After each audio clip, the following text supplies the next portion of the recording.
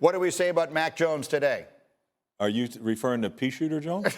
I think you are. Because here's the thing. The guy doesn't have a whole lot of arm talent. I've said it from jump. Maybe the weakest arm for all starting quarterbacks in the league. Maybe that Ritter kid, I don't know. What's the truth? Give me a guy that has a worse arm than this cat. It doesn't happen. All right? He doesn't have the power to throw it outside the numbers or vertically, and that's it. Why do they throw all those screens? I love his completion percentage. Yeah, he's throwing screens and hitches and things like that. When he has to make plays, he can't make them, and that's a simple fact. I don't hate. I'm telling you based on all the years I've had to defend against everybody. I would love to defend against this guy. Are you kidding me? Like, this guy can't throw. Dan. And look, Bill, I will say this. He's their best option. Okay? Yes. And that's why, look, why? Put Bailey Zappi in. They cut Bailey Zappi. Yeah. They put Bailey Zappi on the practice squad. Yeah. All right? So he doesn't have another choice here. And look, I mean, there are no weapons on the offense that scare anybody. They have a lot of problems in New England right now. But here's the deal.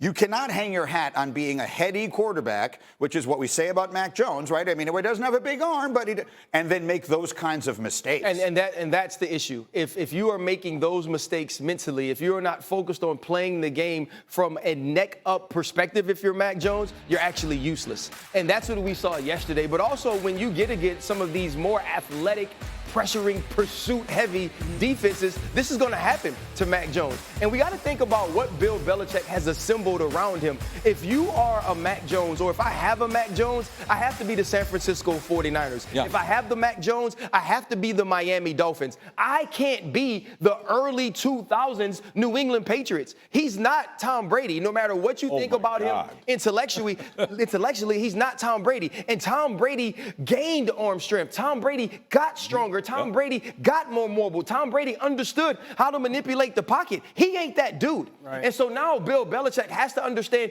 building a team around him. I know we want to focus on Mac Jones, but this is the bed that Bill Belichick has made, and the chickens are coming to roost, and that's why you get blown out by the elite of the elite defense. I totally agree. The issues around the quarterback are just as much of a deal as the quarterback. Now, we'll get into Mac specifically in that 9 o'clock hour with some of his feet.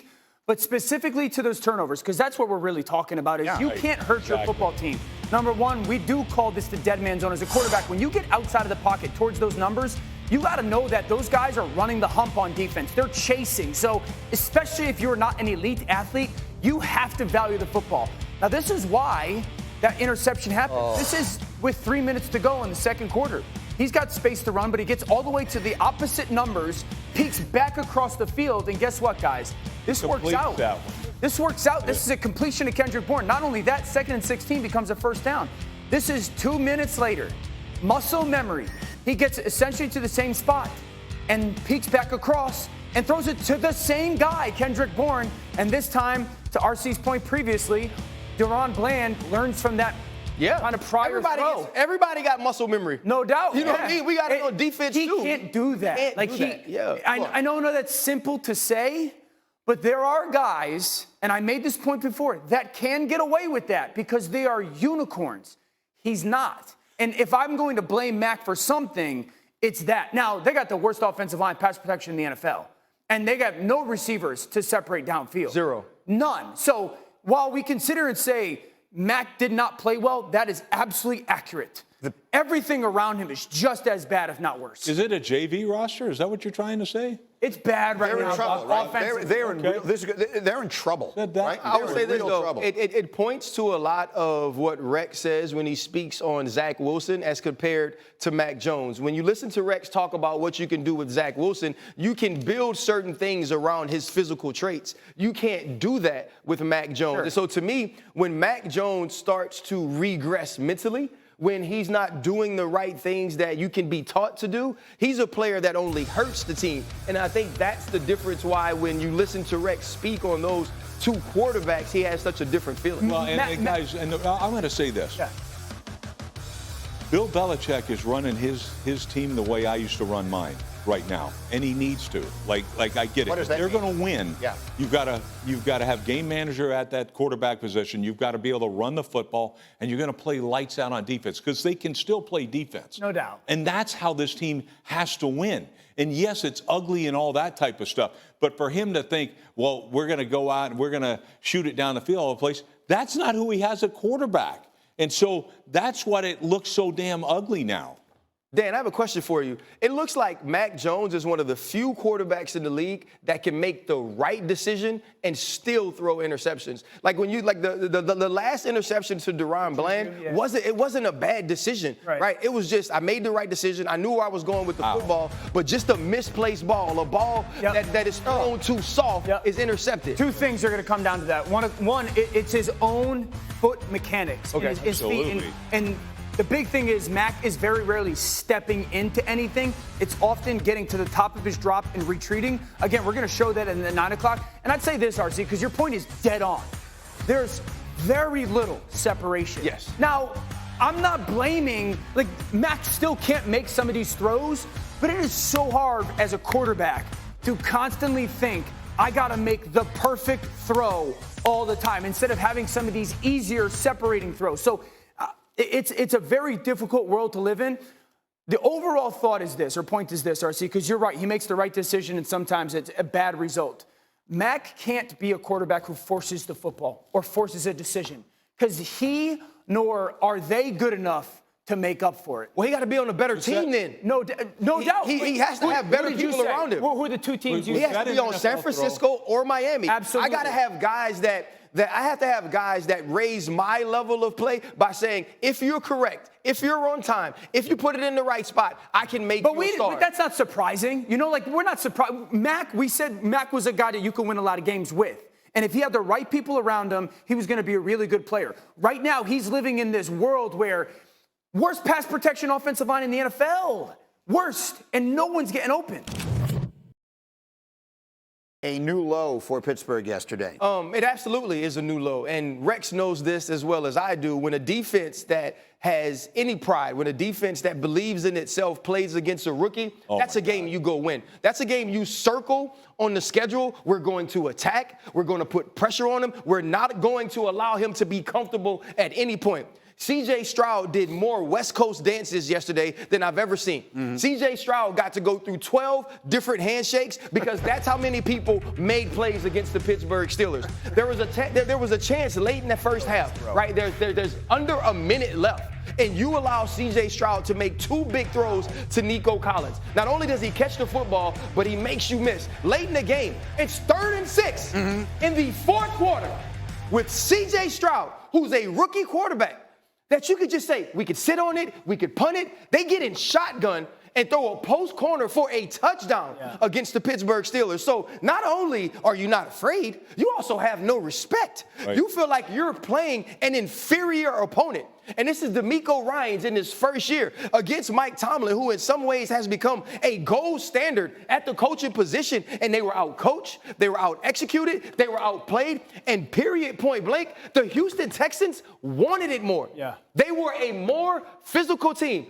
Highsmith, TJ Watt, future first ballot Hall of Famer, could be the defensive MVP or defensive player of the year again this year. He ain't sniff C.J. Stroud. And when you go into a game like this, where you know it's on you, where you know you got to go make plays and you don't, there has to be changes. And Mike T is right. Stop bumping your head up against the Matthew Canada wall. Oh, my God. Right?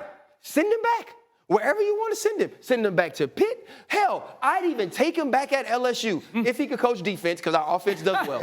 It is sickening what you saw yesterday from the Pittsburgh Steelers, and I expect wholesale changes. Wasn't there 3 backup linemen for Houston in that game as well? Like, are you kidding me? So when you come in, you're thinking, oh, this pass rush is going to get after it. The big bad Steelers are going to pound this rookie quarterback. This quarterback is legit. So is their coach. Right. C.J. Stroud, awesome. Texans, awesome. Steeler defense, disappointing. No question about any of those things. But I feel like the story is the Steelers' offense. I mean, they are. It ain't no story, Greeny, when they don't come to the game. They're horrendous, right? Horrendous. And Matt Canada is a name that has been in the center. I mean, I don't like sitting here. I don't fire people sitting on the air. But how in the world they're still running that they're still doing what they're doing. They had like negative yardage in the first half yesterday offensively. Too safe, too conservative, too predictable. And the downside is the last 2 weeks, I actually thought Matt Canada has done a nice job. Okay, so when I say predictable, we saw the highlight. This is the same touchdown pass that he threw against the Raiders, Kenny Pickett, on Monday night. It's just flipped. Steven from Nelson, one side to the other. Steven Nelson knew what was coming. Knew the route. The second thing is George Pickens didn't make any plays on the football, if we're being honest. And I like Pickens. Dropped three of them. Mm-hmm. They cannot protect right now. Here's the biggest issue when it comes to, okay, we're predictable, we're conservative. The quarterback cannot drive the football down the field. He just can't. The ball often dies right now for Kenny Pickett. Defensive guys, this is not prompted. When you see the quarterback can't drive the football down the field, what's the number one you think? Please, let's go get it. I'm sitting on everything. Go get it. You watched that game yesterday. Get it. Sitting on Houston's whole secondary is just sitting on things, waiting for the ball to come out of their hands because they're not fearful of the ball getting thrown over their heads, and that's how they're able to just kind of squat and sit on everything offensively. Yeah, like the problem. So there need to be real quick, RC. I'm sorry. Yeah, go ahead. They got bigger issues than just a singular person. I'll tell you here, after you, I got it right now. Yeah. Here's to your point. You're absolutely right. How about 560 yards difference with? I mean, right now it's the worst in the league. Yep. 560 yards different. What do you mean? Meaning that what they're combined, giving up to- yeah, what they're having on offense and what they're allowing on defense. 560 yards. Like that is so. When's the last time that's happened in Pittsburgh? When Jim Finks was quarterback? Like I can tell you this, when they get in Like, condensed I mean, splits, come on. When they get in condensed splits on offense, they're throwing it out route, meaning receivers are closer to the football. When they get hit, like a guy right next to one of the offensive tackles, they're throwing a screen pass. Quickly, RC, you know him as well as anybody. You heard Mike Tomlin say, hell yes, there's going to be changes. What do you expect him to change? There has to be a change on offense. I think there's going to be a change in personnel as well. This is one of those, and it's like come to Jesus meeting, right? It's one of those meetings that Rex talked about last week. We all have to watch this film together. Yeah. 24 plays in the first half, 53 yards. Yeah. That is unacceptable from any offense, no matter who's coordinating. Real quick, because I have to say this is 10 my seconds. job to do it. C.J. Stroud's tape yesterday is Phenomenal. as good as any quarterback tape that we have had in the NFL up to this date in this season. He is showing himself to be special as a rookie. Of that, there's no question.